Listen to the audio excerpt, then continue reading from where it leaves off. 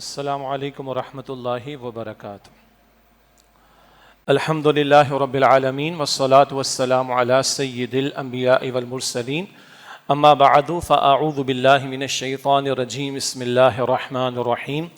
فإذا جاءت الصاخة يوم يفر المرء من أخيه وأمه وأبيه وصاحبته وبنيه لكل امرئ منهم يومئذ شأن يغنيه وجوه يومئذ مسفرة ضاحكة مستبشرة ووجوه يومئذ عليها غبرة ترهقها قترة أولئك هم الكفرة الفجرة۔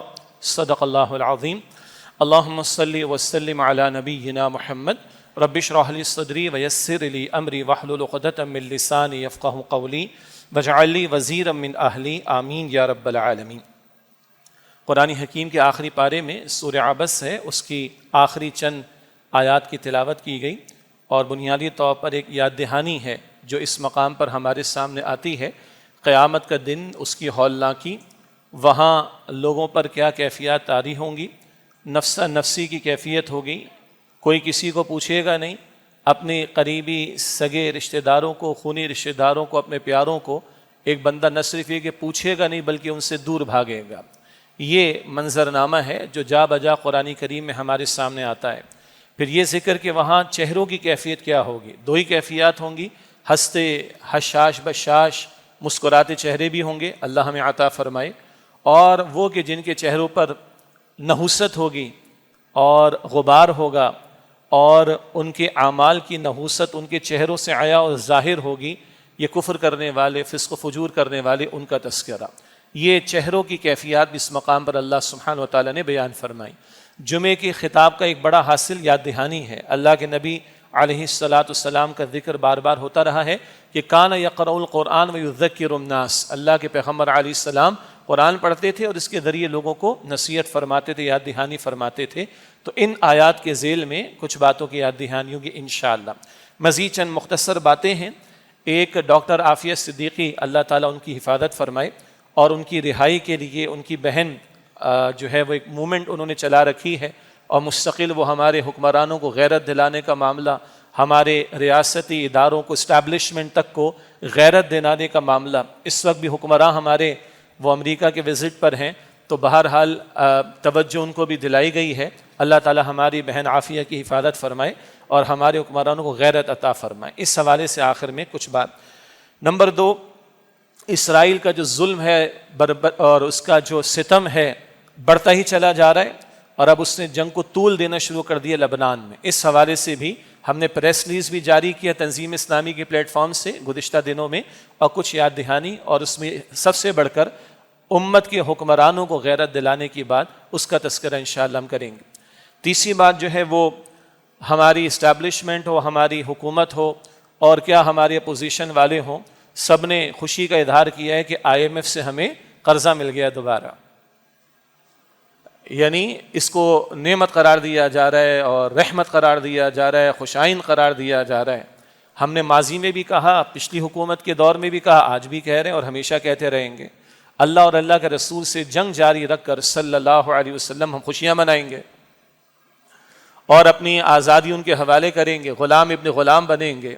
اور سارے اخبارات کی ہیڈنگز آپ نے پڑھی ہوں گی، سخت ترین شرائط، کچھ تو سامنے آتی ہیں، باقی کو کہتے ہیں ہڈن کنڈیشنز، وہ تو سامنے بعد میں کبھی آتی ہیں۔ ستیہ ناش کر دیا اس ملک کا، اور مزید ستیہ ناش کیا جائے گا، مگر ہمارے حکمراں ہیں، اپوزیشن کے بھی لوگ ہیں، اور اسٹیبلشمنٹ بھی ہے، وہ خوشی کے شادیانے بجا رہے ہیں کہ جناب بڑی کامیابی، ہمیں بڑی وکٹری مل گئی، ہم نے جو ہے وہ IMF کو منا لی، اور وہاں سے ہم ان کی ساری شرائط ہم نے پوری کر دی۔ اس پر ہم کچھ بات کریں گے انشاءاللہ۔ اور آخر میں محترم ڈاکٹر ذاکر نائک کے بارے میں سوشل میڈیا پر آپ حضرات نے بھی دیکھا ہے کہ حکومت پاکستان کی دعوت پر وہ پاکستان تشریف لا رہے ہیں۔ اللہ تعالیٰ ان کے لیے عافیت اور آسانی کا معاملہ فرمائے، ان کے وزٹ کو بابرکت بنائے۔ کچھ بات اس حوالے سے آخر میں انشاءاللہ آپ کے سامنے رکھیں گے۔ تو یاد دہانی کے طور پر یہ سورہ عبس کی آخری چند آیات، قرآن کریم کا آخری پارہ ہے، اور سورہ عبس تیسری صورت آخری پارے کی، اور آخری پارے کا جو مزاج ہے وہ انذار کا ہے۔ انذار کا مطلب ڈراوا ہے، اللہ تعالیٰ کی طرف سے ایک ہیمرنگ ہے بندوں کے سامنے، گو کہ اسی پارے میں اور آج کی آیات میں بھی بشارت کا پہلو بھی آیا ہے اور خوش و خرم چہروں کا، حشاش بشاش چہروں کا ذکر بھی آئے گا. تو یہ قرآن کا اسلوب یقیناً ہے کہ بشارت اور انذار یعنی گڈ نیوز اور وارننگ، خوشخبری سنانا اور ڈرانا، یہ دونوں اسلوب ساتھ ساتھ قرآن کریم میں ہمیں دکھائی دیتے ہیں. البتہ اس مقام پر یعنی آخری پارے کا ذکر کر رہا ہوں کہ اللہ تعالیٰ کی طرف سے انذار کا پہلو غالب ہے. ایک اور حکمت یہ ہے کہ جب نبی مکرم صلی اللہ علیہ وسلم پر ظہور نبوت ہوا اور آغاز وحی کا معاملہ ہوا تو اول جو صورتیں نازل ہوئیں وہ یہ آخری صورتیں ہیں، اور اول ایک بگڑی ہوئی قوم کو اصلاح کی طرف لانے کے لیے انذار کا پہلو وہ غالب ہوا کرتا ہے. چنانچہ آخری پارے میں جو صورتیں ہیں یہ اول دور میں نبی اکرم صلی اللہ علیہ وسلم پر نازل ہوئیں. اس میں انذار کا پہلو ہمیں، وارننگ کا پہلو زیادہ نمایاں نظر آتا ہے. اگلی بات ہے کہ یہ آخرت کا عقیدہ کیا ہے. ہمارے عمل پر سب سے زیادہ جو عقیدہ اثر انداز ہوتا ہے وہ آخرت کا عقیدہ ہے. جتنا یقین ہوگا کہ موت ہے اور موت کے بعد زندگی ہے، ریزریکشن ہے، دوبارہ کھڑا کیا جائے گا، جتنا یقین ہوگا کہ کل اللہ کے سامنے پیش ہونا ہے، میرا باطن ہو، میرا ظاہر ہو، میری نیت ہو، میرا قول ہو، میرا عمل ہو، یہ سب اللہ کے سامنے پیش ہونے اور کل نتائج مجھے ملنے ہیں. میری آج کی زندگی کے تعلق سے اس کے اعمال کی بنیاد پر عمل سے زندگی بنتی ہے، جنت بھی جہنم بھی. یہ خاکی اپنی فطرت میں نہ نوری ہے نہ ناری ہے. بہرحال یہ یقین جتنا پختہ ہوگا عمل اتنا سیدھا ہوگا. اسی طرح ایک اور حکمت دیکھیے، قرآن کریم میں 7 منزلیں ہیں اور صحابہ کرام کے دور سے معمول موجود ہے، بلکہ نبی علیہ السلام کے دور سے معمول موجود ہے. ایک ہفتے میں قرآن حکیم کی تلاوت عام صحابہ مکمل کر لیتے تھے. تو بہرحال یہ 7 منزلوں کی یہ حکمت بھی ہے. آخری منزل شروع ہوتی ہے قرآن پاک کی سورہ قاف سے 26 سپارے میں اور وہاں سے والناس تک. اس آخری منزل کا بھی جو مرکزی موضوع ہے اکثر وہ آخرت کا عقیدہ ہے. اور اس کی حکمت کیا ہے؟ ایک بندہ شروع سے قرآن کریم پڑھتا ہوا آ رہا ہے، تلاوت کرتا ہوا آ رہا ہے، سمجھتا ہوا آ رہا ہے، اللہ ہمیں اس کی توفیق عطا فرمائے. تو اس کے سامنے شریعت کے احکامات تو آ گئے، یہ ڈوز ہیں، یہ ڈونٹس ہیں، یہ کرنے والے کام ہیں، یہ نہ کرنے والے کام ہیں، ان احکام کو بجا لانا ہے، ان باتوں سے اپنے آپ کو بچانا ہے. جتنا بندے کے سامنے احکامات آتے علم میں تو اضافہ ہو گیا، معلومات تو اس کو مل گئی. اب وہ کیا شے ہے جو اس کو عمل پر آمادہ کرے گی، وہ کیا شے ہے جو اس کو موٹیویٹ کرے گی عمل کے لیے، وہ آخرت کا عقیدہ ہے. تو یہ حکمت بھی کہ آخری منزل کا بھی مرکزی موضوع، غالب موضوع وہ فکر آخرت. اور پھر یہ آخری پارہ قرآن پاک کا، اس کا بھی جو مرکزی موضوع وہ فکر آخرت ہے. اور آج جتنی بدعملی ہے، فساد ہے، دین سے دوری ہے، اللہ معاف کرے دین بیزاری بھی آ گئی ہمارے معاشرے کے اندر، بنیادی وجہ کیا ہے کہ آخرت کا یقین نہیں ہے. اللہ تعالی ہمیں موت کا بھی یقین دے، آخرت کا بھی یقین دے، اور جو مہلت ہے اس سے فائدہ اٹھا کر کل کی تیاری کی توفیق عطا فرمائے. اب کل کی کیا کیفیات ہے، یہ نقشہ بار بار قرآن پاک میں آتا ہے، ایک نہیں دو نہیں، سینکڑوں آیات میں آئے. ہر دوسرا تیسرا صفحہ قرآن پاک کا کہیں نہ کہیں اس میں آخرت کا یقین، آخرت کا تذکرہ ملتا ہے. اور مکی صورتوں کا مطالعہ کریں تو 2/3 قرآن، 2/3 آف دا قرآن وہ مکی صورتوں پر مشتمل ہے. اور یہ 2/3 قرآن جو مکی صورتیں، اس کا بھی بڑا موضوع فکر آخرت ہے. چنانچہ اس مقام پر بھی یہ سورہ عبس وتولی کی آخری آیات ہیں. اللہ تعالیٰ نے کل کے نقشے کو پیش کیا. ارشاد ہوا، یہ سورہ عبس کی آیت نمبر 33 سے 33، فَإِذَا جَاءَتِ الصَّاخَّةُ، پس جب وہ کانوں کو پھوڑ دینے والی آواز آ جائے گی. الصاخہ یہ قیامت کا نام ہے. اس سے پچھلی صورت ہے النازعات، الطامۃ الکبریٰ، الطامہ اسی وزن پر بہت بڑی آفت. اسی طرح اور نام بھی الحاقہ، القارعہ، یہ سب قیامت کے نام ہے. الساعہ یہ سب قیامت کے نام ہے. یہاں بھی فَإِذَا جَاءَتِ الصَّاخَّةُ، بس جب وہ کانوں کو پھوڑ دینے والی آواز آ جائے گی. یعنی دیکھیے یہ الصاخہ کیا ہے، ایسی سخت آواز جو کانوں کو پھوڑ دے.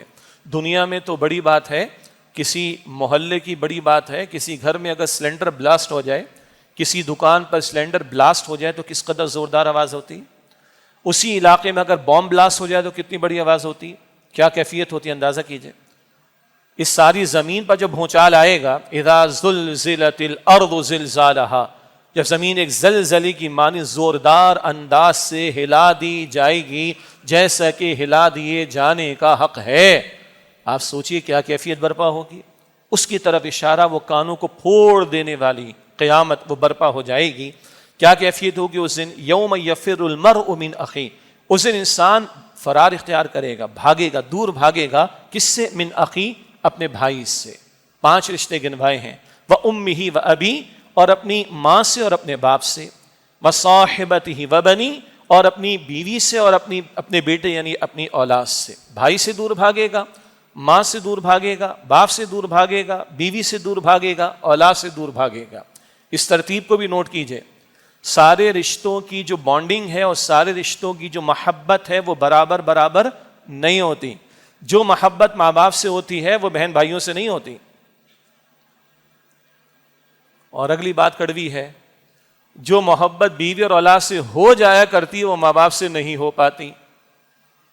یہ اپنی جگہ ایک موضوع ہے، اللہ کا کلام ہے، اس کی ترتیب ہے، پہلے بھائی کا ذکر ہے، پھر ماں اور باپ کا ذکر ہے، پھر بیوی اور اولاد کا ذکر ہے۔ تو اب ترجمانی کیا ہوگی؟ دور بھاگے گا اپنے بھائی سے، اس سے بڑھ کر دور بھاگے گا اپنی ماں اور اپنے باپ سے، اور اس سے بڑھ کر دور بھاگے گا اپنی بیوی اور اپنی اولاد سے۔ چلو جس سے کم محبت ہے اس سے بھاگے گا، جس سے تھوڑی زیادہ اس کے کام آ جائے نہ، بھائی سے بڑھ کر ماں باپ سے بھی دور بھاگے گا۔ اچھا جس سے اور زیادہ محبت ہے اس کے کچھ کام آ جائے گا، اس کو کچھ پوچھ لے گا، نہ، اس سے بڑھ کر اپنی بیوی اور اپنی اولاد سے بھی دور بھاگے گا۔ یہ اللہ کا کلام ہے بھائی، یہ پیش آنے کل قیامت کے دن، یہ حادثات رونما ہونے، یہ اللہ کا کلام، اس پر آپ کا میرے ایمان ہے۔ اور اللہ خود فرماتا ہے وَمَنْ أَصْدَقُ مِنَ اللَّهِ قِيلًا وَمَنْ أَصْدَقُ مِنَ اللَّهِ حَدِيثًا۔ سورہ نساء میں 2 مرتبہ ہے، آیت نمبر 87 میں بھی اور آیت نمبر 122 میں بھی۔ اللہ سے بڑھ کر کس کی بات سچی ہوگی؟ اللہ سے بڑھ کر کس کا قول سچا ہوگا؟ جن سے ساتھ محبتیں، جن کے پیچھے دیوانے، جن کی جائز ناجائز سر حاجت کو پورا کرنے میں اللہ کو بھی لوگ ناراض کر دیتے بلکہ انکار کر جاتے ہیں، یہ ہے ہونے والا ہے کل۔ بھائی سے دور بھاگے گا، اس سے بڑھ کر ماں اور باپ سے دور بھاگے گا، اور انسان اس سے بڑھ کر اپنی بیوی اور اپنی اولاد سے دور بھاگے گا۔ کیوں؟ لِكُلِّ امْرِئٍ مِّنْهُمْ يَوْمَئِذٍ شَأْنٌ يُغْنِيهِ، ہر ایک کو ایک فکر لاحق ہو جائے گی جو باقی سب سے اس کو بے نیاز کر دے گی۔ وہ فکر کیا ہے؟ میں کسی طرح بچا لیا جاؤں۔ جب وہ اللہ کے جلال کو بھی دیکھے گا، قیامت کی ہولناکی کو بھی دیکھے گا، وہاں کی سختیوں کو دیکھے گا، اور آگے جہنم کی ہولناکیوں کے میں کسی طرح بچا لیا جاؤں۔ اور یہ معاملات دنیا میں کبھی کبھی پیش آ جاتے ہیں، جب حادثات رونما ہوتے ہیں، اللہ اپنے عز و امان میں رکھے، جب ڈوبنے کے معاملات آ رہے ہوتے ہیں، اور جب کوئی ایکسیڈنٹ کا معاملہ ہو جاتا ہے، جب جان پر بن پڑتی ہے تو قریبی یاد نہیں رہتا پھر انسان کو۔ بہرحال یہ فیکٹ ہے، میں کسی طرح، اور ہر ایک نے اکیلے جواب دینا ہے، کوئی کسی کو نہیں پوچھے گا قیامت کے دن۔ سورہ مریم کی آیت نمبر 95 میں ہے وَكُلُّهُمْ آتِيهِ يَوْمَ الْقِيَامَةِ فَرْدًا، ہر ایک اکیلے اللہ کے سامنے پیش ہوگا اپنی ذاتی حیثیت میں۔ آج تو فلاں چھڑا لیتا ہے، فلاں بچا لیتا ہے، فلاں فون کر دیتا ہے، کبھی باہر سے فون آ جاتے ہیں، کبھی اوپر سے آرڈر آ جاتا ہے۔ مشہور بات ہے نا، ہمارے یہاں کہتے ہیں کہ پہلے کہا کہ اب ہم وکیل نہیں کرتے، ہم جج کر لیتے ہیں، سیاست دانوں کے جملے ہیں نا۔ اور اب ججز بیچاروں کی مصیبت کیا پڑ گئی ہے، ان کو بھی فیصلہ دینے کے لیے فیصلے کا انتظار ہوتا ہے۔ معروف باتیں نا، ادھر چلتا ہے یہ۔ اور جو اور اوپر والوں کہتے ہیں ہمیں باہر والوں کا انتظار ہے، فلاں نے انٹروین کر دیا، فلاں نے فون کر دیا، فلاں نے یہ کہلوا دیا، فلاں نے وہ کہلوا دیا۔ ادھر چلتا ہے کہ فلاں کا فون کام آ گیا، فلاں کی سورس کام آ گئی، فلاں کی بات کام آ گئی، ادھر نہیں کام آئے گا۔ اپنا جواب خود دینا ہے۔ وَكُلُّهُمْ آتِيهِ يَوْمَ الْقِيَامَةِ فَرْدًا، ہر ایک اکیلے اللہ کے سامنے پیش ہوگا۔ امام غزالی نے لکھا علیہ الرحمہ، بیٹا کھانا کھاتا ہے تو باپ کی بھوک نہیں مٹتی ہے، دوا کڑوی ہو باپ پی لے تو بیٹے کو شفا نہیں ملتی۔ شفا کے لیے بچے نے اللہ سے دعا بھی کرنی ہے اور دوا خود پینی ہے۔ بھوک مٹانے کے لیے باپ نے خود کھانا کھانا ہے، تو کل کی نجات کے لیے بیٹے نے بھی محنت کرنی ہے اپنی سی، اور باپ نے بھی محنت کرنی ہے اپنی سی۔ ہر ایک نے اپنا جواب دینا ہے۔ تو جب اپنا جواب دینے تو نہ دائیں باپ ہوگا، نہ بائیں ماں ہوگی، نہ سامنے بھائی ہوگا، نہ پیچھے بہن ہوگی۔ اپنا جواب خود دینا ہے۔ اسی طرح اپنی کیفیت، اپنی فکر ہر ایک خود کر رہا ہوگا۔ یہ فکر جو ہر ایک کو لاحق ہوگی، میں بچا لیا جاؤں عذاب سے، میں قیامت کی ہولناکی سے، جہنم کے عذاب سے، اللہ کے غضب سے بچا لیا جاؤں، یہ ایک فکر ہوگی جو ہر ایک کو لاحق ہوگی، اور یہ فکر باقی ساری فکروں سے انسان کو آزاد کر دے گی۔ اچھا اتنا ہی نہیں ہے کہ انسان بھائی سے دور بھاگے گا، ماں سے دور بھاگے گا، باپ سے دور بھاگے گا، بیوی سے دور بھاگے گا، اولاد سے دور بھاگے گا۔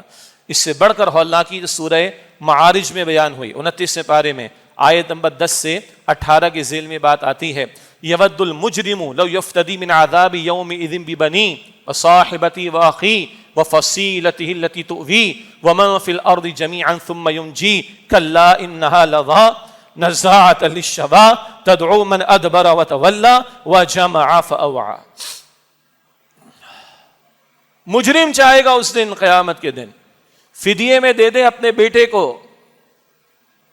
اپنی بیوی کو اور اپنے بھائی کو اور اپنے پورے خاندان کو جو اس کو سپورٹ کرتا تھا، اور جو کچھ زمین پر تھا وہ سب کچھ دینے کو تیار ہو جائے گا. اول تو پاسبل نہیں ہوگا، ممکن نہیں ہوگا. اور کیا چاہے گا؟ ثم ینجی، وہ چاہے گا مجھے نجات مل جائے. میرا بیٹا لے لو، میری بیوی لے لو، میرا بھائی لے لو، جہنم میں ڈالو ان کو. میرا گھر لے لو، ساری زمین لے لو، مجھے کسی طرح بچا لو. یہ پیش آنا ہے کل قیامت کے دن. کلا، اللہ کا تفسیر ہرگز نہیں، یہ قبول نہیں ہوگا. انہا لظی، وہ بھڑکتی ہوئی آگ ہے. نزاعۃ للشوی، وہ کھال کو ادھیڑ ڈالے گی. تدعو من ادبر وتولی، اسے پکارے گی جس نے رخ پھیرا اور منہ موڑ لیا. اللہ کا انکار، اللہ کی اطاعت سے منہ موڑ لیا، دنیا پرست بنا رہا، دنیا میں ڈوبا رہا، آخرت کی فکر نہیں، کل کے نتائج کو سامنے نہیں رکھا، مقصد زندگی کو فراموش کیا. تدعو من ادبر وتولی وجمع فاوعى، اور مال جمع کیا اور گن گن کے اس نے رکھا اور آئے خدا میں خرچ نہیں کیا اس نے. یہ سورہ معارج ہے 29 پارے میں پڑھیں. یہ اللہ کا کلام ہے. لوگ کہتے ہیں مولوی ڈراتے ہیں. یہ مولوی ڈرا رہا ہے، دیندار ڈراتے ہیں، یہ فینیٹکس ہیں، یہ ایکسٹریمسٹ ہیں. رکھو ان کو ایک طرف، یہ پڑھو اللہ کا کلام. باقی اللہ کے کلام کا انکار ہے تو بات ہی الگ ہے. پھر آرام سے جس کے منہ میں آتا ہے آرام سے دینی طبقات کی طرف. غلطی ہیں ان کے اندر بھی، سارے دودھ کے دھلے ہوئے نہیں ہیں، خطا کار سب کے سب ہیں، ہم بھی اور آپ بھی ہیں. لیکن جس کے منہ میں آتا ہے فوراً فائرنگ کر دو. جناب آپ، میں نے یہ عرض کیا آپ کے سامنے، جاؤ غصہ نکالنا ہے دین والوں پر نکال دو. پاکستان میں پانی کی کمی کیوں ہے پتہ ہے آپ کو؟ پاکستان میں پانی کی کمی پتہ ہے کیوں ہے؟ یہ مولوی 5 وقت وضو کرتا ہے اس لیے پاکستان میں پانی کی کمی ہے. انا للہ و انا الیہ راجعون. تو کیا مولوی پر، دینداروں پر، دین والوں پر تم اپنا غصہ نکال کر یہ بچ جاؤ گے ان چیزوں سے؟ بھائی تم نے اپنا جواب دینا ہے، مولوی نے اپنا جواب دینا ہے، ہر ایک نے اپنا جواب خود دینا ہے. بس اللہ مجھے اور آپ کو یقین عطا فرما دے. ہاں، جہاں یہ ڈراوے قرآن میں ہیں وہاں اللہ تعالیٰ پازیٹو باتیں بھی ہمارے سامنے رکھتا ہے. بڑا پیارا بیان سورہ طور آیت 21، سورہ طور کی آیت 21 میں اللہ جنتی فیملی کا نقشہ پیش کرتا ہے. بڑا پیارا مقام ہے. والذین آمنوا واتبعتهم ذریتهم بایمان الحقنا بهم ذریتهم وما التناهم من عملهم من شیء. اور جو لوگ ایمان لائے اور ان کی اولاد نے ایمان میں ان کی پیروی کی، ہم ان کی اولاد کو ان کے ساتھ ملا دیں گے اور ان کے عمل میں کمی نہیں کریں گے. یہ بیان بھی قرآن پاک میں. جو قرآن ڈراتا ہے وہ بشارت بھی دیتا ہے. شرط کیا ہے؟ ماں باپ ایمان پر اور اولاد ایمان پر. اور مزید برآں ایمان کے ساتھ ایمان کے تقاضے جا بجا قرآن پاک میں بیان کیے گئے. پرائرٹی ایمان کی ہو. مال لٹ گیا پریشان، ایمان لٹ رہے پریشانی ہے کہ نہیں؟ آج سوشل میڈیا کا بے ہنگم استعمال، حکومت کہتی ہے فائر وال تو لگا دی ہے. دنیا جہاں کی بے حیائی کو کھلی اجازت ہے دکھانے کی، دنیا جہاں کی خرافات کو اجازت ہے کھلی دکھانے کی، لوگوں کے اور بچوں کے عقیدے جا رہے ہیں، کفر کی طرف جا رہے ہیں، فسق کی طرف جا رہے ہیں، گستاخیوں کی طرف جا رہے ہیں دھڑلے کے ساتھ. تو ایمان کیا پرائرٹی ہے؟ مال لٹنے کا خوف ہے، بچے کے مارکس کم ہونے کا خوف ہے، اس کا عقیدہ خراب ہو رہا ہے اس کا خوف ہے کہ نہیں؟ یہ تو چیک کریں. لیکن بشارت کیا ہے؟ سورہ طور 27 پارہ آیت نمبر 21. جو لوگ ایمان لائے اور ان کی اولاد نے ایمان میں ان کی پیروی کی، ایمان میں پیروی کی، ہم ان کو ملا دیں گے. سبحان اللہ. جنت کے درجات بہت ہیں، کوئی اوپر ہوگا، کوئی نیچے ہوگا، کوئی اور نیچے ہوگا. اللہ تعالیٰ کا کلام فرما رہے وما التناهم من عملهم من شیء، ہم ان کو ملا بھی دیں گے، عمل میں کمی نہیں کریں گے. تمام مفسرین لکھتے ہیں کہ نیچے والوں کو، جنتی ہیں، نیچے والے کو اللہ ایلیویٹ کر کے، مقام بلند کر کے اوپر لے جا کر فیملی کے ساتھ ملا دے گا. سیدھی سی بات ہے. یہ بشارت قرآن دے رہے. ترجیح کیا ہو؟ ایمان ترجیح ہو. اور ایمان کون سا؟ محض زبان کی نوک والا نہیں، وقلبی ایمان جو دل میں اترتا ہے. اقرار باللسان کے ساتھ تصدیق بالقلب بھی ضروری ہے نا. اور جب دل میں ایمان ہوتا ہے عمل ثبوت پیش کرتا ہے. آج امت کا عمل ثبوت پیش کرے کہ امت ہے نہیں ہے نا. کہاں پیش کر رہا ہے؟ اقوام متحدہ میں تقریریں ہو گئی، بس واجبی سی باتیں ہو گئی اس کے اندر. کیا امت کے حکمراں ثبوت پیش کر رہے ہیں کہ وہ امت کے حکمراں ہیں؟ فلسطین، لبنان، ماضی میں Afghanistan, Iraq, Kashmir, Bosnia, Chechnya, Sudan, Myanmar, Burma, کیا کچھ نہیں ہوتا چلا گیا اور کیا کچھ نہیں ہو رہا ہے. کیا امت کا مجموعی عمل پریزنٹ کر رہا ہے ثبوت کہ امت ہے آج؟ ایمان اندر ہوگا تو عمل ثبوت پیش کرے گا نا. ہم تو کچھ دنوں پہلے نماز کے بارے میں بات کر چکے. ہر چند گھنٹوں کے بعد ایمان ٹیسٹ ہو رہا تھا، اذان کی آواز آتی ہے، ٹائم نہیں اکثر لوگوں کے پاس، 5 نمازیں آرام سے ضائع ہو رہی ہیں. Is it showing that we are believers؟ اس سے لگ رہا ہے کہ ہم ایمان والے. تو یہ چیک کریں، بشارت ہے مگر کون سا ایمان؟ محض زبان کی لپ سروسنگ، زبان کے صریح دعوے؟ نہ، وہ ایمان جو دل میں ہو وہ بھی وہ ضروری ہے اور اس کا عمل میں اظہار ہوتا ہوا دکھائی دے. اگر یہ ایمان ہمارے دلوں میں، ہمارے گھر والوں کے دلوں میں، یہ ایمان ہمارے گھر میں پرائرٹی پر ہے، یہ ایمان ہماری ترجیح اول ہے، اس ایمان کے تقاضے ہمارے ترجیح اول میں پرائرٹی نمبر 1 میں شامل ہیں اور اس کے مطابق گھر والے محنت کر رہے ہیں، کوتاہی ہو جائے تو توبہ کا دروازہ کھلا ہے، لیکن پرائرٹی تو ہو. اگر گھر میں ایمان پرائرٹی پر ہے، گھر میں ایمان کی بات پرائرٹی پر ہے، گھر میں ایمان کے تقاضے پرائرٹی پر ہیں، ترجیح پر ہیں، تو پھر یہ قرآن کی بشارت ہے کہ والذین آمنوا واتبعتهم ذریتهم بایمان الحقنا بهم ذریتهم وما التناهم من عملهم من شیء. اور جو لوگ ایمان لائے اور ان کی اولاد نے ایمان میں ان کی پیروی کی، ہم ان کی اولاد کو ان کے ساتھ ملا دیں گے اور ان کے عمل میں کچھ کمی نہیں کریں گے. اللہ ہمیں ایسے گھرانے دے، مسلمان الحمدللہ، کلمہ پڑھنے والے مسلمان الحمدللہ. اللہ دل والا ایمان بھی ہمیں عطا فرمائے اور ایمان کے تقاضوں پر ہمارے گھروں میں بات ہو، محنت ہو، ڈسکشن ہو، عمل ہو، ترجیح ہو، اور کمی ہو تو پریشانی بھی ہو. اگر یہ ہے اللہ تعالیٰ جنت میں جمع فرما دے گا. اللہ ہمارے گھرانوں کو جنتی گھرانے بنائے اور اللہ اس ہولناکی سے ہم سب کی حفاظت فرمائے. آگے اللہ چہروں کا ذکر کرتا ہے. چہرے ہم دنیا میں بھی دیکھتے ہیں، بچوں کے ایگزامس ہو جاتے ہیں، رزلٹ آ جاتا ہے تو رزلٹ مثلاً فرائیڈے کی صبح آنا ہے تو جمعرات کی رات کو چہرے سے پتہ چل جاتا ہے. کچھ دمکتے چہرے ہوتے ہیں اور کچھ بجھے ہوئے چہرے ہوتے ہیں. ایک کہتا ہے کہ رات جلدی ختم ہو، صبح جلدی آئے تاکہ میرا رزلٹ اناؤنس ہو، I am going to get the position, I am going to get A+، وہ A*، whatever it may be, میں تو پاس ہونے گیا، پوزیشن لینے والا ہوں. اور ایک کہتا ہے اللہ کرے رات ختم ہی نہ ہو، صبح ہی نہ ہو، رزلٹ اناؤنس ہی نہ ہو. آپ کے چہرے پہ اس وقت مسکراہٹ ہے، اللہ آپ کو مسکراہٹ رکھے. یہ رسول اللہ کی حدیث ہے صلی اللہ علیہ وسلم. ہم بڑے اچھے لوگ ہیں، ہمیں یہ باتیں بڑے آرام سے سمجھ آتی ہیں. بچوں کے بارے میں، اپنے بارے میں بھی تو ہم سوچیں. اداروں میں بھی ہوتا ہے، پرفارمنس ہوتی ہے، ACR بنتی ہے گورنمنٹ اداروں کے اندر، ویلیویشن ہوتی ہے، اس کے بعد اندازہ ہو جاتا ہے کہ اس کو پروموشن ملنی ہے، اس کو نہیں مل رہی. یہ بڑوں کو بھی کسی درجے میں سمجھ آتی. ذرا ایک جم ہم لوگ اور لگائیں نا، یہ دنیا کیا ایگزامینیشن ہے، امتحان کا مقام ہے، اور کل رزلٹ آنے قیامت کے دن ادھر بھی چہرے ہوں گے، کچھ دمکتے ہوں گے، کچھ بجھے ہوئے ہوں گے. اللہ یہ یقین عطا فرما دے. وجوہ یومئذ مسفرہ، اس دن بہت سے چہرے ہوں گے، روشن ہوں گے، دمکتے ہوں گے. ضاحکۃ مستبشرہ، مسکراتے ہوں گے، حشاش بشاش ہوں گے.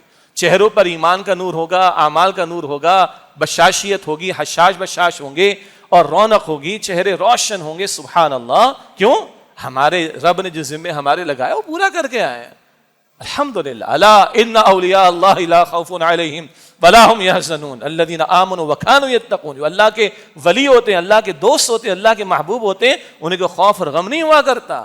وہ کون؟ اللہ کے اولیاء ایمان والے ہوں اور تقوی والے ہوں، خوف خدا رکھنے والے، گناہوں سے بچنے والے، اللہ کی اطاعت میں آگے بڑھنے والے ہوں. انہیں کوئی خوف نہیں، کوئی غم نہیں. وہاں تو مسکراتے چہرے ہوں گے، دمکتے چہرے ہوں گے، روشن چہرے ہوں گے. اللہ ہمیں یہ روشن چہرے عطا فرمائے. اس کے برعکس وجوہ یومئذ علیہا غبرہ ترہقہا قترہ، بہت سے چہرے ہوں گے جن پر غبار چھایا ہوا ہوگا، سیاہی چھائی ہوئی ہوگی، گناہوں کی نحوست ہوگی جو چہروں پر ہوگی. ایک جگہ تو قرآن کہتے ہیں چہرے کیسے ہوں گے جیسے تاریک رات کے ٹکڑے ہوں. استغفر اللہ. اتنے کالے ہوں گے، اتنے سیاہ ہوں گے. وہ گناہوں کی نحوست، شرک ہے، کفر ہے، نفاق ہے، فسق ہے، فجور ہے، سرکشی ہے، طغیانی ہے، طاغوت اسی سے بنا. اس کی جو نحوست ہے وہ چہروں پر ہوگی. اولئک هم الکفرۃ الفجرہ، یہی ہے کافر، یہی ہے فاجر، یہی کفر کرنے والے، فسق و فجور کرنے والے، اللہ تعالیٰ کے احکامات کو توڑنے والے. ان کے چہرے سیاہ ہوں گے، نحوست چھائی ہوئی ہوگی. اللہ اس برے انجام سے میری آپ کی ہم سب کی حفاظت فرمائے. یہ چند آیات ہیں کوشش کرنی چاہیے کہ ہم مطالعہ خود بھی قرآن پاک کا کریں، قرآن حکیم کے دروس میں شرکت کریں، قرآن حکیم کا ترجمہ پڑھیں، تشریح پڑھیں، تاکہ ان باتوں کی یاد دہانی ہوتی رہے۔ بدلتے حالات میں بہت کچھ ہو رہے ہیں، ہم بھی بات کرتے ہیں، ابھی حالات حاضرہ پر بھی بات ہو جائے گی، لیکن ہمارا مسئلہ ہے کہ میری موت واقع ہو گئی تو میرے حالات حاضرہ ختم ہو گئے، اب میرے تو اعمال حاضرہ کے پیش ہونے کا معاملہ ہوگا اللہ تعالیٰ کے ہاں، قبر میں سوالات ہونے، حشر میں پیشی ہونے۔ یہ ہے ہمارا اصل مسئلہ، یہ ہمارا اصل مسئلہ کہ ادھر کامیاب ہو جائیں، ادھر ذلت نہ اٹھانی پڑے۔ اللہ یقین بھی عطا کرے، عمل کی توفیق بھی عطا فرمائے۔ چند باتیں بس وہ مختصراً میں آپ کے سامنے رکھوں۔ ڈاکٹر عافیہ صدیقی صاحبہ کے تعلق سے اللہ تعالیٰ ان کی حفاظت فرمائے۔ ان کی والدہ تو دعائیں کراتے کراتے دنیا سے چلی گئیں، اب ان کی بہن ہے، وہ ظاہری بات ہے بہن ہی بہن کے غم کو زیادہ سمجھ سکتی ہے۔ عافیہ موومنٹ بھی انہوں نے چلا رکھی ہے، وہ علماء کو بھی لکھتی ہیں، ہمیں بھی لکھتی ہیں، ائمہ مساجد کو بھی لکھتی ہیں، دینی جماعتوں کو بھی لکھتی ہیں، حکمرانوں کو بھی لکھتی ہیں کہ خدا را بات کو، آواز کو بلند کیا جائے۔ بہرحال بغیرتی ہمارے ماضی کے حکمرانوں کی اور آج والوں کی بھی، اور ہمارے ریاستی اداروں کی بھی بغیرتی ہے۔ ریمنڈ ڈیوس کبھی ہمارے ہاتھ میں آیا تھا، اس وقت بات اٹھی تھی، اور بعض ایسے لوگوں نے جو آج مطعون ہے پاکستان میں نام نہیں لیتا، ان لوگوں کی طرف سے بھی یہ بات آئی تھی کہ ریمنڈ ڈیوس دو اور عافیہ کو واپس لے لو، مگر ہم نے وہ موقع جو ہے وہ گنوا دیا۔ ہمارے پاس جب ہم نے طے کر لیا ہوتا ہے کہ وہ کسی کو نہیں دینا، نہ امریکہ کو نہ بھارت کو، تو ہمارے ریاستی ادارے نہیں دیتے اور ان کو روک کے رکھتے ہیں۔ تو یہ قیدیوں کے تبادلے کا بھی ایک راستہ ہمارے پاس تھا، ہم نے اس کو یوز نہیں کیا۔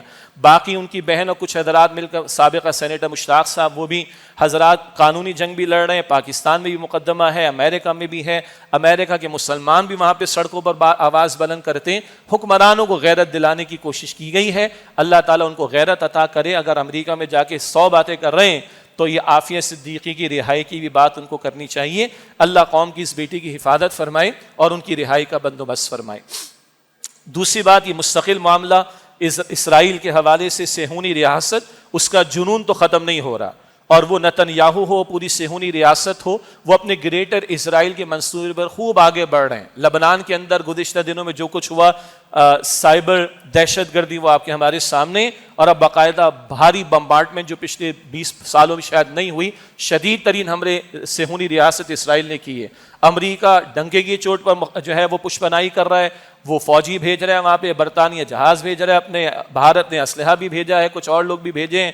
اسی طریقے پر بعض یورپی ممالک ڈنکے کی چوٹ پر کھڑے ہیں، اور مسلم حکمرانوں کا معاملہ ہے کہ ان کو سمجھ نہیں آ رہی۔ آج لبنان تو کل دوسرے عرب ممالک کی باری نہیں آنی کیا گریٹر اسرائیل کے اندر باقی سب کچھ شامل نہیں؟ معاذ اللہ، وہ تو مدینہ شریف تک پہنچنے کی باتیں کرتے ہیں۔ تو ہمارے ان حکمرانوں کو ہوش کے ناخن لینے چاہیے۔ یہ بھی ہمیں سمجھ آ گئی، یو این ہو، یہ کنیز ہے امریکہ کی، اور دیگر ادارے، یہ سب غلام ہیں ان کے، کچھ نہیں ہونے والا وہاں سے۔ مسلمانوں کو خود فیصلہ کرنا پڑے گا، اور کوئی جرت کا مظاہرہ کرنا پڑے گا، اور عزت کے ساتھ جینا سیکھنا پڑے گا۔ قتال کا راستہ ہمارے سامنے موجود ہے، اللہ کے دین کا تقاضا ہمارے سامنے موجود ہے، مگر ہمارے حکمرانوں کی بغیرتی۔ اب بھی اسرائیل کے ساتھ تعلقات مسلم حکمرانوں کے ہیں، تجارتی بھی ہیں، سفارتی بھی ہیں، دیگر اعتبارات سے بھی۔ اور رہا یہ مملکت خداداد پاکستان کا معاملہ کہ جس کو اللہ تعالیٰ نے ایٹمی صلاحیت بھی دی، سب کچھ دیا، مگر کوئی جرت کی بات یہاں سے نہیں آ رہی۔ ہاں، ہمارے کچھ لوگوں کی جرت اپنے ہی لوگوں کے خلاف کچھ کرنے کے لیے استعمال ہو جاتی ہے، بلوچستان کے اندر بھی، کے پی میں بھی، اور سیاست دانوں کو گرفتار کرنے میں بھی، مگر جہاں جرت کا اظہار ہونا چاہیے، طاقت کا اظہار ہونا چاہیے، وہاں ہمارے حکمراں، ہمارے ریاستی ادارے کوشش نہیں کر رہے۔ ہم نے پورا 11 مہینے بات کی ہے، آگے لوگوں کی طرف سے آ رہا ہے جناب 7 اکتوبر کو حماس کے اقدام کو 1 سال ہو جائے گا، تو کچھ سال منانے کا کوئی تصور نہیں ہونا چاہیے، یہ تو پورے سال بات کرنے والی بات تھی ہم نے کی، اور مستقل اس کا معاملہ ہونا چاہیے۔ البتہ یہ معاملہ پوری امت کا مشترکہ معاملہ ہے، اقصیٰ کی حفاظت کا معاملہ، دفاع کا معاملہ۔ پھر مسلمانوں پر آفت آ پڑی ہے تو ان کی مدد کے لیے جو کچھ کرنا ہمارے بس میں ہے، ہماری ذمہ داری کہ اس کو ہم اس ایشو کو بھی اٹھائیں، اور جو ہمارے بس میں وہ ہم کریں، اور جو حکمرانوں کے بس میں ہے ان کو غیرت دلانے کی اور توجہ دلانے کی کوشش کریں۔ یہ جو غیرت دلانے کا لفظ ہے نا، یہ کوئی منفی بات نہیں ہے، یہ کوئی ٹونٹنگ یا طنز نہیں ہے، دینی غیرت، ایمانی غیرت۔ اللہ کے پیغمبر فرماتے علیہ السلام، سب کو حدیث یاد ہے، سارے مسلمان ایک جسم واحد کی مانند ہیں، ایک جسم کے ایک حصے میں تکلیف ہو سارا جسم محسوس کرتا ہے، تو مسلمانوں میں سے کسی کو تکلیف پہنچے، امت محسوس کرے، یہ دینی غیرت کا تقاضا ہے۔ اور حکمراں بھی کلمہ پڑھتے ہیں بھائی، کل اللہ کے سامنے پیش ہونا ہے، کل رسالت مآب صلی اللہ علیہ وسلم سے سامنا ہمارا ہونا ہے۔ تو یہ غیرت دینی کے اعتبار سے یہ باتیں ہم رکھنے کی کوشش کرتے ہیں. تیسری بات, IMF سے ہمیں $7 ارب کا قرضہ پہلی قسط بھی جاری ہو گئی اور ہماری اسٹیبلشمنٹ میں بڑی خوش ہے. پہلے بھی مستقل چلا آ رہا ہے. پچھلا دور حکومت گزرا, پچھلے آرمی چیف صاحب گزرے, وکٹری کے نشان ہوتے تھے. اب والوں کا حال بھی یہی. آج جو اپوزیشن میں, پہلے وہ حکومت میں تھے تب بھی وہ خوش تھے اس کے اوپر. میں بار بار کہہ چکا ہوں, سود کے خاتمے کے لیے نہ ہماری اسٹیبلشمنٹ, نہ ہماری حکومتیں, نہ ہماری اپوزیشن, نہ ہماری سیاستدان, ان میں سے کوئی سیریس نہیں. یہ برسوں سے ہم نے بات کہی, سیدھی سی بات. اور شریعت کا نفاذ یہ ہماری ترجیحات میں شامل نہیں. اکراس دا بورڈ میں بات کر رہا ہوں, جن کو پہلے حکومت ملی, جن کو آج حکومت ملی, یا جو اسٹیبلشمنٹ میں بیٹھے ہوئے جن کے پاس طاقت موجود ہے, وہ طاقت استعمال بھی کر لیتے ہیں. لیکن خوش کس بات پر ہے جناب؟ IMF مان گیا, IMF راضی ہو گیا, ہمیں قرضہ مل گیا. ساری ہیڈ لائنز آپ نے اخبارات میں دیکھ لی ہوں گی. سخت ترین شرائط جس میں غلامی اور ہماری بڑھ رہی ہے. اب وہ ہمارے صوبائی معاملات میں بھی اور دخل اندازی کریں گے, اور ہمارے اوپر جو ہے وہ ان کا ڈکٹیشن کا معاملہ جو ہے وہ بڑھے گا. اور برسوں سے ہم IMF کی مانتے چلے گئے, ہمارا ستیہ ناس ہونے میں کوئی کسر نہیں رہی. مگر اب بھی ہم کہہ رہے ہیں جناب ہم نے منا لیا IMF کو. تو کیا منایا ہے؟ اپنی اور بربادی کا ہم نے سامان کرنے کا ارادہ کیا. مجھے اچھی طرح معلوم, بڑے بڑے تجزیہ کار ہیں, ٹیلی ویژن پر بیٹھے ہوئے ہیں, اخبارات میں لکھ رہے ہیں, اور ظاہری بات وہ محض عقل سے ہی سوچتے ہیں. کیا کریں, اسی عقل پر ماتم کرنے کا دل چاہتا ہے ہمارا. اور ہم بات کر رہے ہیں اللہ کے کلام کی روشنی میں. اللہ اپنے کلام میں واضح طور پر کہتا ہے سود کے معاملات کو نہیں چھوڑتے. فَأَذَنُوا بِحَرْبٍ مِّنَ اللَّهِ وَرَسُولِهِ, تو اللہ اور اس کے رسول سے جنگ کے لیے تیار ہو جاؤ. یہ سودی قرضوں کے ساتھ پاکستان میں رحمتیں آنی, how is it possible, how come? اور یہ ہماری ان کی ڈکٹیشن اور بڑھے گی, ہماری غلامی اور بڑھے گی, کیونکہ ہم اسلامی ایٹمی پاکستان ہیں. اللہ نے ایٹمی صلاحیت دے رکھی, وہ کھلتی ہے ان لوگوں کو. لیبیا کو ختم کر دیا, عراق کو ختم کر دیا, وہ اور انداز تھا. پاکستان کو ختم کرنے کی, ان کو جنگ کرنی, ان کو ہم پر مسلط کرنے کی ضرورت نہیں. وہ ہمیں ان حربوں سے اور غلام بنا کر ہمیں ختم کرنا چاہتے, مٹانا چاہتے. مگر ہمارے حکمرانوں کو, ہمارے اپوزیشن والوں کو, ہمارے سیاستدانوں کو, ہماری اسٹیبلشمنٹ کو یہ بات سمجھ میں نہیں آ رہی. وجہ کیا ہے؟ وہی جو تھوڑی دیر پہلے بات ایمان کی تھی اور غیرت دینی کی تھی, وہ مسئلہ ہے ہمارا. وہ ایک سجدہ جسے تو گراں سمجھتا ہے, 1000 سجدوں سے دیتا ہے آدمی کو نجات, وہ بات ہمیں سمجھ میں نہیں آ رہی. اور آج ملک کی سلامتی اور داؤں پر لگی ہوئی ہے, اور کچھ شرائط تو سامنے آتی, سب اخبارات نے چھاپ دیا, وہ تو اوپن فار آل ہے, اور بہت سی شرائط سامنے نہیں آتی. ہمیں پتہ ہی نہیں ہوتا ہے کتنا بڑا سودا قوم کا کتنی مرتبہ ہو چکا ہے. وہ تو وہ لوگ جانتے ہیں کہ جو انسائڈر انفارمیشن رکھتے ہیں, وہ بعد میں کبھی آتی, اس وقت نہیں آتی وہ سامنے. تو یہ ہم بالکل خوش نہیں ہیں اس بات پر کہ ہم اور غلام بنیں گے, اور ہم IMF کی خوش کر کے ہم وکٹری کے نشان بنائیں, اور سب لوگ جو ہے وہ اس کو اپریشیٹ کریں, اور سب لوگ کہیں جناب ہم نے بہت بڑا کام کر لیا. قطعاً یہ خوشی کی بات نہیں ہے. یہ ملک کی سلامتی کے لیے اور بڑا خطرے کا معاملہ ہم نے کھڑا کر ڈالا ہے. اللہ ہمارے حکمرانوں کو, ہماری اسٹیبلشمنٹ کو, ہمارے سیاستدانوں کو ہوش کے ناخن لینے کی توفیق عطا فرمائے, اور ایمانی غیرت عطا فرمائے, اور یہ سود کے خاتمے کی طرف پیش قدمی کی توفیق عطا فرمائے, جس پر بارہا ہم نے کئی مرتبہ گفتگو پہلے بھی کی ہے. آخری بات, اخباری اطلاعات بھی آ چکی ہیں, سوشل میڈیا بھی, کہ معروف مبلغ اسلام ڈاکٹر ذاکر نائک صاحب جو ہیں وہ پاکستان تشریف لا رہے ہیں حکومت پاکستان کی دعوت پر. بہرحال ہم خوش آمدید کہتے ہیں, اللہ تعالیٰ ان کا آنا مبارک فرمائے, بابرکت بنائے, اور اللہ تعالیٰ ان کی حفاظت بھی فرمائے.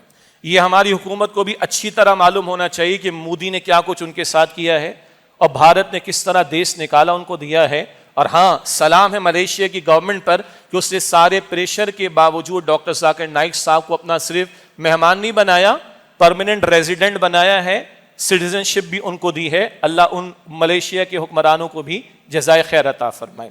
تو موسٹ ویلکم, تشریف لائیں. اور اس مسجد میں تو اکثر لوگوں کو معلوم ہے کہ, اور بلکہ اکثر جو سوشل میڈیا استعمال کرتے ہیں, کہ ڈاکٹر ذاکر نائک صاحب 1991 میں 1991 میں تشریف لائے تھے ڈاکٹر اسرار صاحب سے ملاقات کے لیے رحمۃ اللہ علیہ, بانی تنظیم اسلام.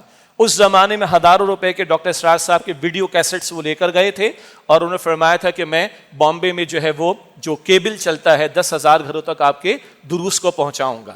اس وقت ڈاکٹر صاحب نے فرمایا تھا کہ بیٹا اگر آپ نے دین کا کام کرنا ہے تو ایک کشتی کے سوار بنے اور یکسو ہو جائیں. اور پھر ماشاءاللہ شیخ احمد دیداس سے بھی انہوں نے استفادہ کیا اور ڈاکٹر اسرار صاحب سے بھی رحمۃ اللہ علیہ, اور پھر انہوں نے اپنی میڈیکل پریکٹس کو چھوڑ کر IRF بنائی تھی اور اللہ نے ان کو قبول کیا, کوئی شک نہیں ہے. بہت بڑے مبلغ اسلام, کمپیریٹیو اسٹڈی آف ریلیجن کے حوالے سے, تقابل ادیان کے حوالے سے, دین کو اف اینڈ بٹ کے بغیر پورے شعور کے ساتھ پریزنٹ کرنا, اور اللہ تعالیٰ نے توفیق دی, ان کے ہاتھوں پر بہت سے لوگوں نے اسلام قبول کیا. بڑی بڑی ڈیبیٹس ان کی الحمدللہ ہوئی ہیں. اللہ تعالیٰ ان کی حفاظت بھی فرمائے اور ان کے سفر کو اللہ تعالیٰ بابرکت بنائے. اور حکومت پاکستان ہم توقع رکھتے ہیں, ایک تو ہے پروٹوکول دینا, ایک ان کی خاص سیکیورٹی کا ظاہری اسباب کے اعتبار سے اہتمام کرنا. اللہ تعالیٰ ہماری حکومت کو بھی توفیق دے اور یہاں آنا اللہ تعالیٰ ان کا بابرکت بنائے. مزید برآں کچھ حلقوں سے کچھ باتیں آتی ہیں اور اختلاف پیدا کرنے والے لوگ, فرقہ واریت کو ہوا دینے والے لوگ, ان سے بھی گزارش ہے کہ دل بڑا کریں. ایک وہ مبلغ اسلام جس کو عالمی سطح پر اللہ تعالیٰ نے قبولیت عطا فرمائی, دین کا کام لیا, تو دل بڑا کر کے ان کو ہم ویلکم کہیں. اور ڈاکٹر ذاکر نائک صاحب ہمارے بڑے بھائیوں کی طرح ہیں, پیس ٹی وی پہ میں بھی اور ہمارے اور ساتھیوں کے دروس بھی انہوں نے ریکارڈ کروائے تھے, اچھی ان سے ملاقات بھی رہی تھی. ان سے بھی بعض علماء دین نے گزارش ماضی میں بھی کی کہ ہمارے ہاں لوگ فقہی مسائل میں اور اختلافی امور میں بہت زیادہ حساس ہیں. آپ کا خاص میدان دعوت کا, تبلیغ کا, تقابل ادیان کا ہے, آپ اس کو فوکس کریں. اور بعض بڑے موجودہ دور کے علماء نے بھی ان کو توجہ دلائی اور اس کو انہوں نے اپریشیٹ بھی کیا.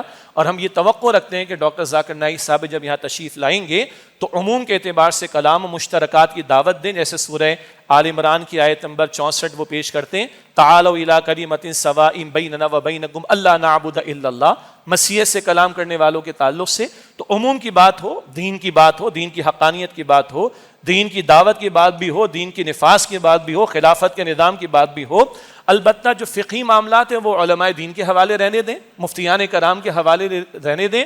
اور جو اختلافی نوعیت کے معاملات ہیں جس میں آراء کا اختلاف بھی اور لوگوں میں تحمل بھی نہیں ہے, اس سے وہ اجتناب کرے تو انشاءاللہ اس میں بہتری ہوگی. اللہ تعالیٰ ان کا آنا مبارک فرمائے اور اللہ تعالیٰ ہم سب کو دین کی خدمت کی توفیق عطا فرمائے. وآخر دعوانا ان الحمد للہ رب العالمین.